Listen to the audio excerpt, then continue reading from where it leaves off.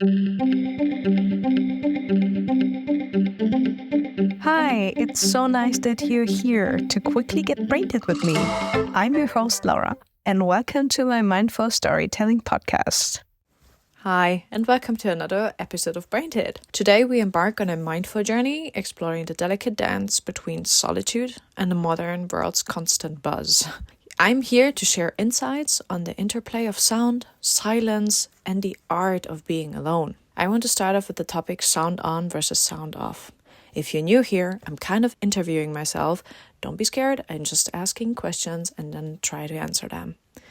Well, my first question would be, when immersing yourself in content, do you lean towards having sound on, enjoying the auditory experience, or do you prefer the quietness of sound off?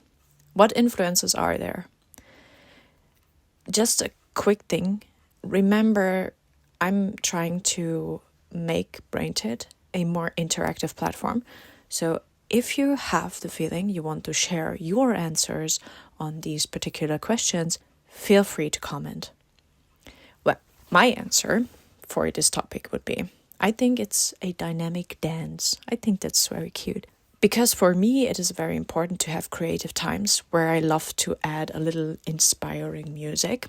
But for example, for the gym, I love podcasts, these people talking sounds, because I have the feeling I'm truly focusing on a very slow and clean execution of my exercise.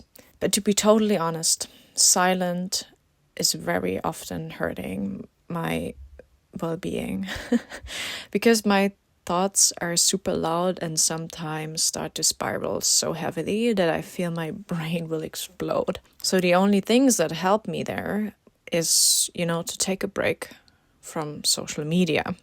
I know it's maybe a cliche, but it really helps because you know why? Because all that information overload and this constant buzz in my head is making it worse. It's just a fact for me. What also helps me is to meditate on a daily basis. I know, maybe another cliche, but it really helps because all these rushing thoughts, not to ignore them, but to know how to sort through them. So that helps, at least for me. And a few days later, sound off isn't that hard anymore because we can't let bad phases let us determine and unsettle our healthy habits. I mean, it's a very delicate balance. But my practical tip here would be try to embrace a daily ritual of solitude. Even though it feels weird or hurting at some point, you can manage through it. It doesn't have to be a lot. It only can be a few minutes. Imagine yourself sitting somewhere and being in absolute balanced quietness for only a few minutes. And I'm really talking about a few minutes, 3 to 5 minutes. Try that. It could be a morning walk, or a quiet tea time, or coffee time, or maybe just a glass of water in the morning. Then you get hydrated and you have your peace time, or just a moment of reflection before bed. Try that, share with me, maybe it will improve your health. So, second topic today would be dealing with being alone. Not only social media or media can be loud or whatever, but other people in your life can be loud as well. And especially if you have a big family or you have little children, a partner, you're living together with other people, friends, even work. There's always sound. So how can we practice solitude? So my question would be for you and for me, being alone can be both comforting and challenging, right? But how do you personally navigate and find balance in your time spent alone? Are there specific activities or practices you engage in? Well, my answer would be, as I said, maybe a cliche, but every time I feel too alone, if there is a term for that, meditation really helped. I also have the feeling that it is very important to distinguish between loneliness and being alone. Loneliness is truly unhealthy and can hurt human beings because we're not just cut out for that. On the other hand, spending our solitude time is like an abstract and super big canvas for self-discovery. You can truly impact your life with self-discovery. In my teens, I loved the moments of journaling and reflecting walks, And may I say, back then, nobody told me that this was so helpful. I just did them intuitively because it felt truly good. But also, it was not enough. And that's what I learned today. This journaling part and whatever, my inner child remembers that now with a bit of a tedious feeling. I tell you this because you really need to find a way how you as an individual to deal with your thoughts and phases alone. To become a better version of yourself and a better human who can really embrace the silence. It is not just about filling the space. It's about a mindful exploration. And these intentional pauses are where story, both personal and universal, will unfold and the real magic will happen. So please, please don't stop before the magic will happen, and also try to bring a fun variation to your methods. That's crucial. So my practical tip here would be create a media-free zone in your home, especially during certain hours, A media-free zone is a game changer. Use this time to engage in activities that foster your self-reflection and, don't be scared of a few minutes because this will do the trick. And that's where you really and truly listen to yourself. So don't be scared what will unfold. If you need more advice how to be a bit more there for yourself, you can listen to the other episodes like Hold Your Hand and Grin and Glow. Okay, so that was a lot about maybe being alone and sounds. And that's why we embarked to another topic, media escapes versus alone with your thoughts. So my question for you would be, but first, I think I need to differentiate between media and social media. And I think it's a striking balance between, media consumption and personal reflection, because it is challenging somehow. So how do you manage this balance? How are you ensuring you're not constantly escaping through media, but also spending quality time with your thoughts? Well, my answer will be, I think it's the art of intention. What is it what I want today? What were my first thoughts when I was waking up? Many people don't know that anymore because they are constantly in a hurry. It's where is the time for self-reflection? It's becoming less and less.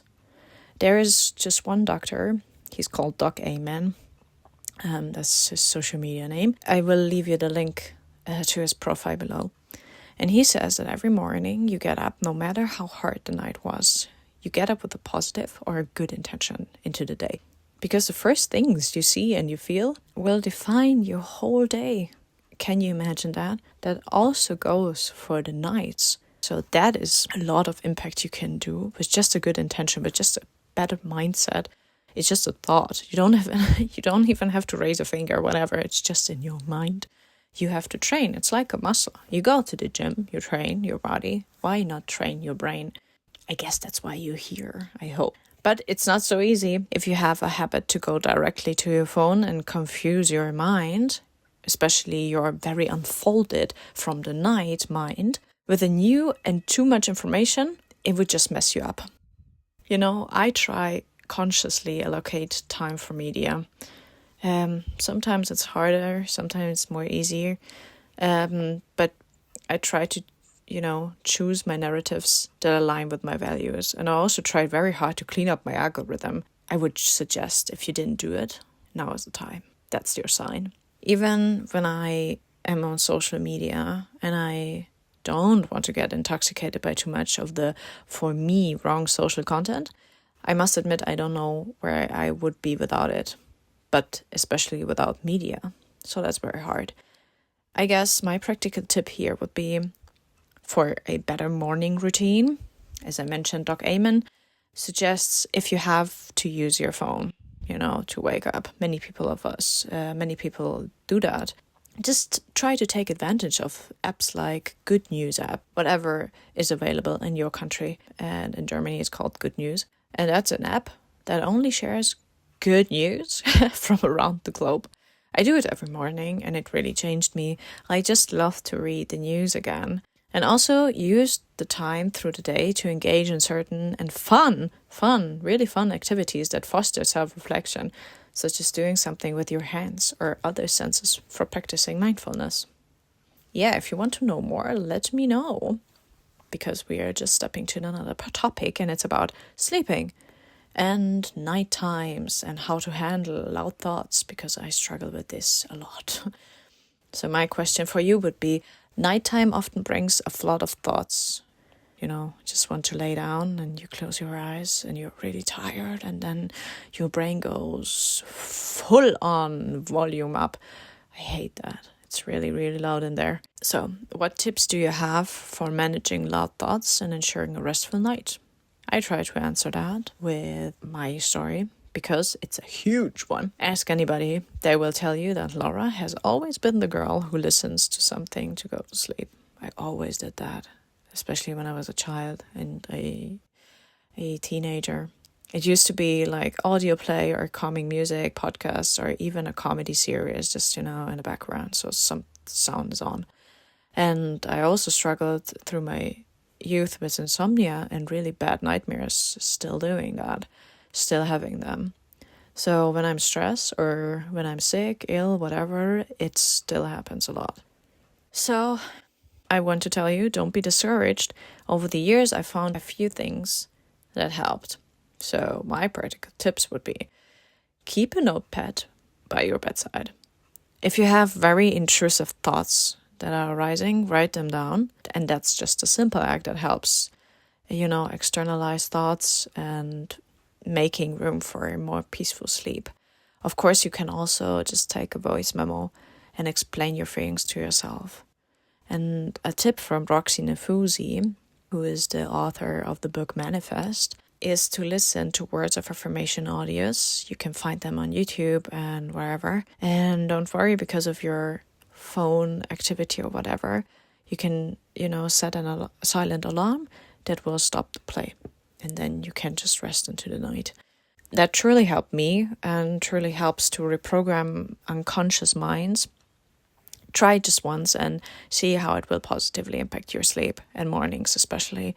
Remember, it's just a marathon, not a sprint. And last but not least, all natural things help me too, like sleep meditation and breathwork exercises from HEADSPACE especially, or a strong lavender tea, etc., etc. It's especially helping when you combine all these things. If you will drink a tea and you will have a bad night, your unconscious and your conscious thoughts will program themselves into a not believing state. So they will live in disbelief, and then you will be like, yeah, no tea helps, nothing helps. So if you're really consciously combining everything, all the tips, and you trust the process that it will help, you just, need to add a little bit more trust, then your nights will be a bit more peaceful and you can rest. And believe me, a good sleep, a good night rest is very, very, very crucial for improving problems and, against anxiety and depression. I thought always it was a lie, but hydration and a quiet sleep are really the first steps to heal. And I'm just telling you that because I heard it anywhere. It's because I'm struggling with it every day and it really helps. But of course, you have to always do them on a regular basis. You have to be consistent with these things. But yeah, don't be discouraged. It's not the end of the world if you skip 1 or 2 days or you just have a bad time. You can always go back to comfort you again. Well, okay. But enough of the sad sob. We're now talking about another topic. Impact of entertainment on being alone. So the question here is, has constant exposure to entertainment affected our ability to be comfortable when we are alone? How do we differentiate between being alone and feeling lonely?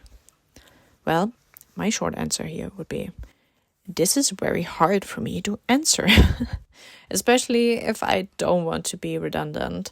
I must admit, my answer is very short and honest.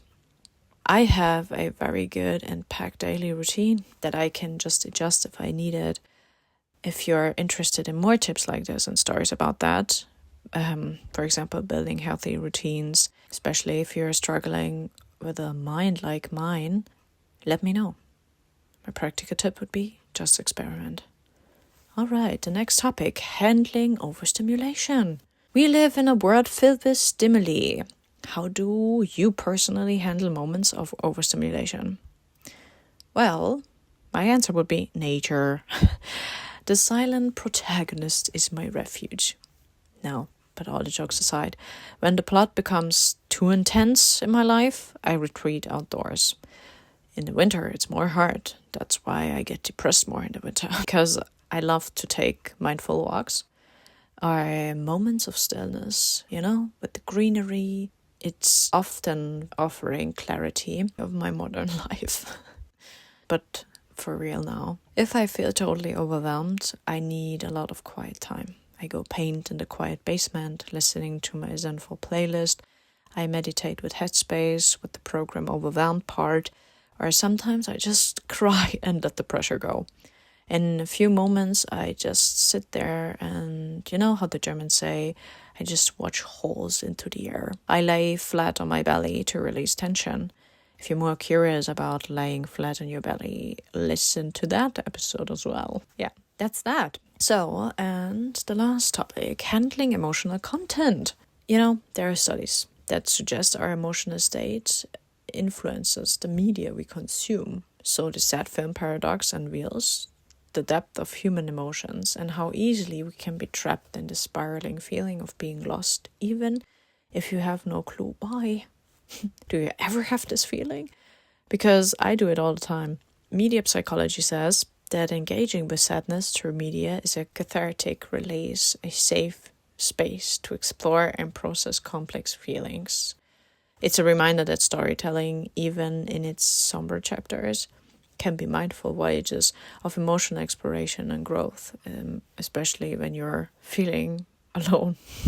So, my practical tip is, before engaging with this media, please check with your emotional state, because if you don't do that, you will have a very bad day. And I had it once. I watched a movie with Ryan Gosling. I think it was called The Pine Trees. I don't know. And back then, when I was a teenager, I did not really know what anxiety and depression was. So I kind of had a panic attack after the movie because it impacted me so much. And what I did back then, I was writing short stories. I still write them, not so regularly as I wish. But I had the feeling I need to escape my bedroom. And so I sat in the car and I drove anywhere it would take me. And I ended up a little bit more outside of the suburbs. And I ended up in a very beautiful cemetery. I know, it's morbid. But back then, I cherished it so much. And you know why? Self-reflection works really helps to understand these morbid moments of life, because I was just craving the absolute quietness. And where to find that? Then in a cemetery, right? And then I sat there and I was just going around, and I have a very bad relationship with cemeteries, because I lost a lot of my family members back when I was a younger teenager. And I don't know why I found comfort there. I just sat there on a park bench and wrote a short story about a girl who died really young, whose grave was in front of me where I was sitting. And I cried so much while writing that short story, because I just constantly asked myself, why did this girl die so young? And at the same time, I was just sitting there, and the sun was glazing through the trees, and everything was golden and super light and beautiful. And the flowers were blooming, everything was green, it was super clean and really quiet. And it was amazing. It was a very beautiful moment, but also it showed me that I'm not okay. I shouldn't crave a cemetery's quietness. I shouldn't crave to be here. And then after that experience, I never ever watched a movie or a series or whatever without checking in with myself first. And you really should do that too. If you have ever the feeling that your gut tells you, oh no, I shouldn't watch that movie with my friends or with my partner or with my parents, but whatever people you have in your life, then don't do it. Do it another day. They will understand. It's more important that you listen to yourself. So yeah, short story of my life. Yeah, so to summarize, when consuming emotionally charged content, you should really create a reflective space afterwards. So yeah, I think that's my last practical tip here. Be intentional about the things you consume. Don't be scared if you're very codependent on media. If you already reflect about it, you're on a very good path of healing. Don't be scared to be alone. On the contrary, loneliness is really unhealthy. Look into that if you have struggles in this area. And yeah, let me know what you think. So, here we are. As I'm closing off this chapter, always remember that in the quietude of being alone, there is a rich tapestry of stories that will unfold. And until next time, embrace the silence, let the mindful journey continue. Remember to share your thoughts and stay brainted. Bye.